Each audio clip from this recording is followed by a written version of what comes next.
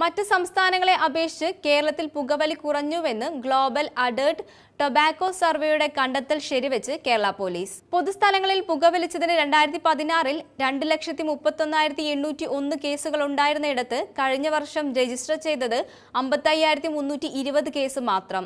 2017 1,62,442 2018 1,10,039 2017 1,62,443 2018 1,10,039 2019 8,76,646 2020 46,770 2021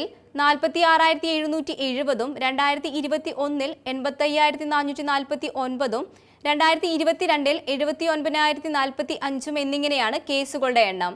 മുതിർന്ന പൗരന്മാരിൽ 6.7% ആളുകൾ മാത്രമാണ് സ്ഥിരമായി പുകവലിക്കുന്നവർ. ലഹരി ഉപയോഗിക്കുന്നതിനെതിരെ സംസ്ഥാന സർക്കാർ സ്വീകരിച്ച കർശന നടപടികളും ബോധവൽക്കരണ പ്രവർത്തനങ്ങളുമാണ് പുകവലിയിൽ നിന്നും ആളുകളെ പിന്തിരിപ്പിച്ചത്. വിമുക്തി പദ്ധതി നിരവധി പേരെ ലഹരിക്കെണിയിൽ നിന്നും രക്ഷപ്പെടുത്തി. സ്കൂളുകൾ കേന്ദ്രീകരിച്ചുള്ള ബോധവൽക്കരണം ശക്തിപ്പെടുത്തി.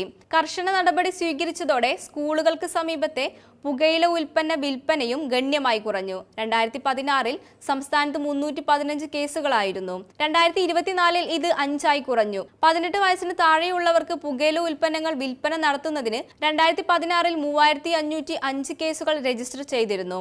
2024 ഇത് 573 കുറഞ്ഞു.